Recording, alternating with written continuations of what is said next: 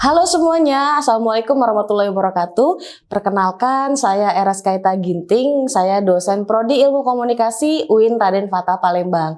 Pada sesi ini, saya akan sedikit sharing mengenai konsep diri manusia ya. Terutama nanti akan dibahas mengenai konsep diri remaja atau mahasiswa, karena beberapa waktu yang lalu saya bersama rekan saya melakukan beberapa penelitian terkait dengan konsep diri. Yang pertama yaitu konsep diri mahasiswa milenial, dan kedua adalah konsep diri mahasiswa Prodi Ilmu Komunikasi. Nah, sebelum kita masuk ke situ, mungkin ada baiknya sedikit kita membahas mengenai apa sih konsep diri itu. Nah, mungkin teman-teman di sini ada yang sebagian sudah mempelajari dan memahami apa itu konsep diri.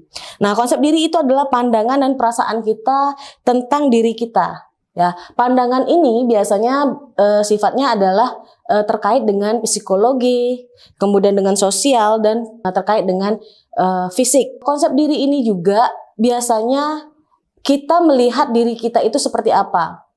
Nah, ada beberapa orang yang mengatakan bahwa konsep diri itu adalah apa yang dipikirkan dan apa yang dirasakan oleh kita terhadap diri kita sendiri.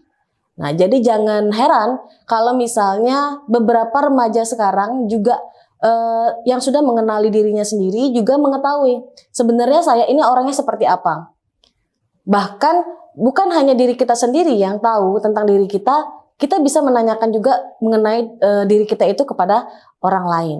Nah, dari konsep diri tadi, saya dan rekan saya ada ketertarikan membahas mengenai bagaimana sih sebenarnya konsep diri dari mahasiswa milenial. Ya, dari penelitian yang kami lakukan ada 6 temuan yang kami dapati bagaimana konsep diri mahasiswa milenial. Itu yang pertama adalah unik. Ya, unik di sini adalah biasanya mahasiswa milenial itu dia lebih ke inovatif, kreatif, dan dinamis.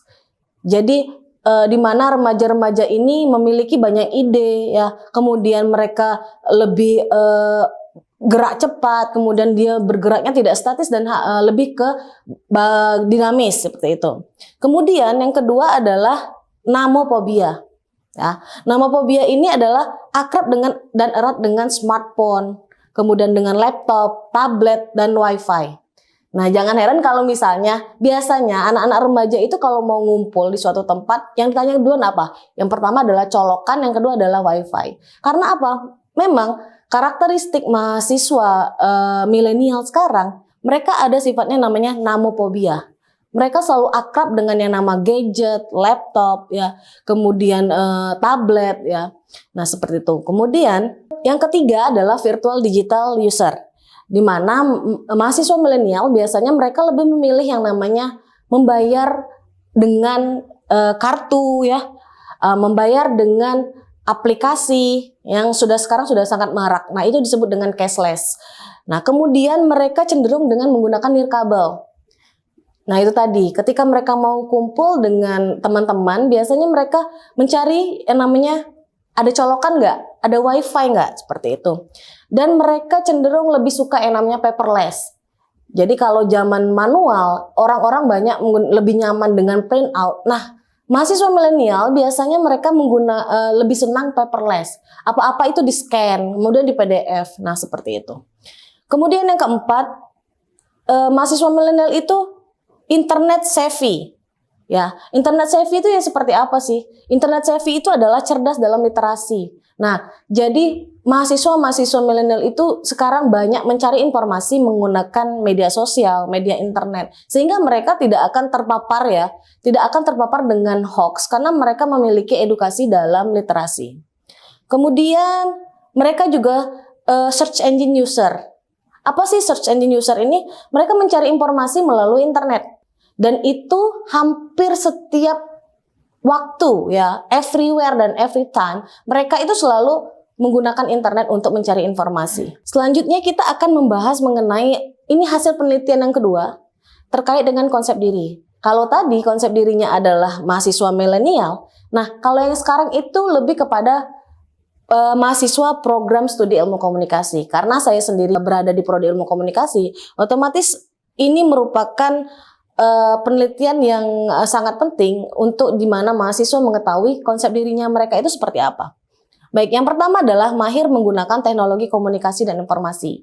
Seperti yang disampaikan tadi, di mahasiswa milenial, begitu juga dengan mahasiswa prodi ilmu komunikasi, mereka mahir menggunakan berbagai teknologi. Nah, itu juga memudahkan mereka untuk beradaptasi dengan orang lain.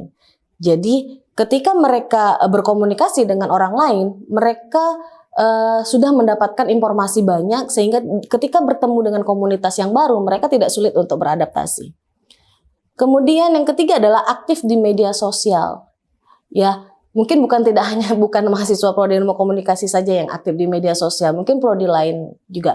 Tapi kebanyakan orang-orang yang mencintai, menyukai ya dunia media sosial, media internet, mereka itu sangat aktif di media sosial. Berdasarkan hasil penelitian, mahasiswa prodi ilmu komunikasi itu seperti tadi saya bilang bahwa mahasiswa milenial juga every time everywhere mereka menggunakan yang namanya gadget, selalu menggunakan search engine baik itu media sosial ataupun media yang lain.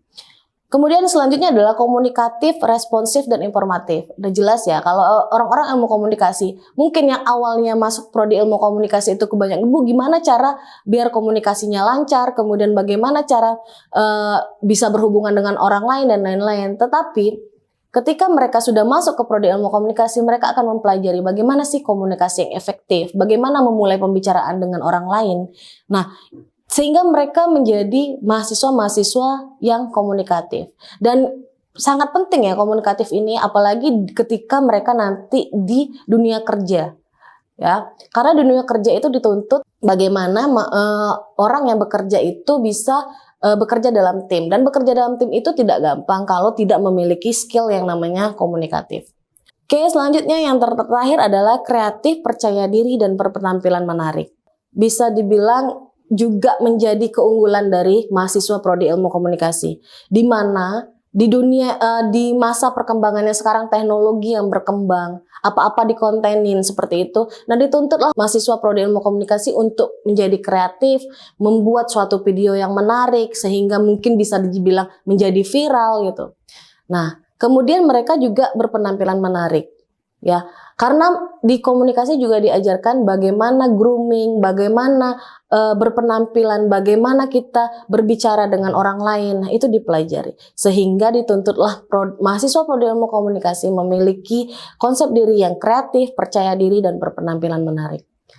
Menarik bukan hasil dari penelitian tadi? Nah, untuk lebih jelasnya nanti akan kita sambung di sesi berikutnya untuk ngeruak lagi bagaimana konsep diri pada remaja, pada orang tua, dan lain-lain. Terima kasih kepada semua teman-teman yang sudah menonton video ini pada sesi ini mengenai konsep diri, baik itu dari mahasiswa milenial dan konsep diri mahasiswa program studi ilmu komunikasi. Semoga nanti di sesi selanjutnya kita akan bisa mengupas tuntas lagi konsep diri yang lain sehingga menjadi pengetahuan untuk kita bersama. Saya akhiri, wassalamualaikum warahmatullahi wabarakatuh. Bye semuanya.